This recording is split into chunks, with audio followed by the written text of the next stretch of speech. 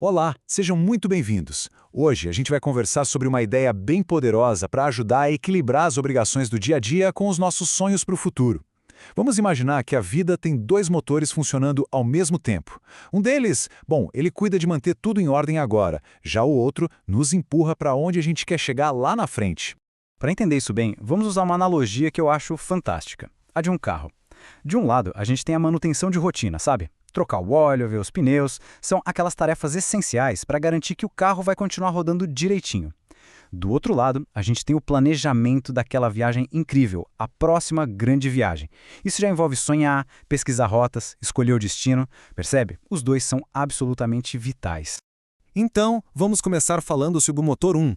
Ele é a base de tudo. É o que mantém a nossa vida funcionando no presente. Pensa nesse motor como a força que garante a nossa estabilidade. Ele cuida das necessidades mais imediatas, das coisas essenciais. É o que paga as contas, o que mantém a saúde em dia, o que garante que os nossos compromissos sejam cumpridos. Sem o motor 1, a estrutura toda pode desmoronar. E o que seria isso na prática? Bom, são as tarefas do dia a dia. Cumprir os compromissos do trabalho, cuidar da casa, se preocupar com a saúde física e mental.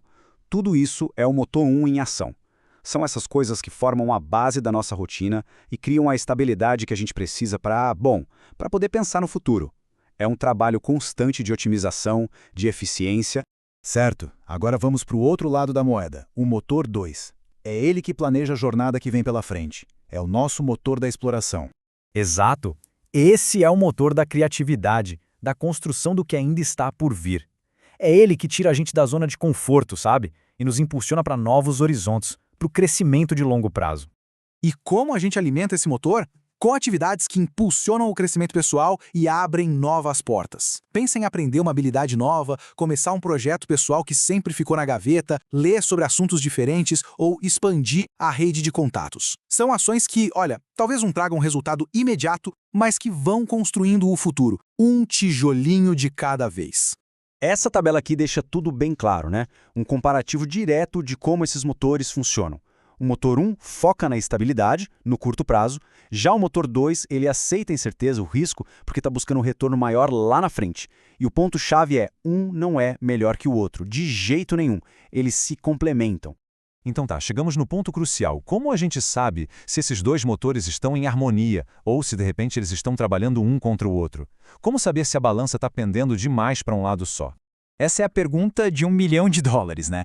É a chave para a gente fazer um autodiagnóstico do nosso bem-estar, tanto pessoal quanto profissional. E a resposta, adianto, não está numa fórmula mágica.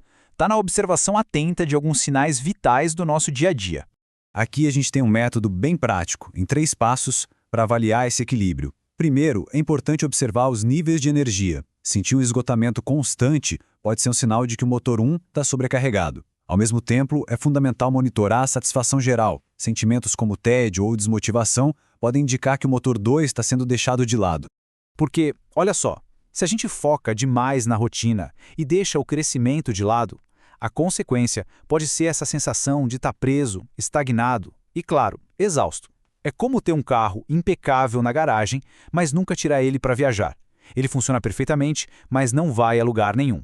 E o contrário também é perigoso. Se a gente só corre atrás do que é novo, das grandes aventuras, as responsabilidades essenciais podem ser negligenciadas. Aí seria como planejar viagens incríveis, mas nunca trocar o óleo do carro. Uma hora ele vai quebrar no meio do caminho. É instabilidade na certa. Ok, agora que a gente já entendeu o problema, vamos ver uma ferramenta que pode acelerar o motor 2, o motor da inovação, mas de um jeito mais estruturado. E essa ferramenta é o Design Thinking. E olha, isso não é coisa só para a empresa, não. É uma mentalidade que dá para aplicar totalmente no nosso crescimento pessoal.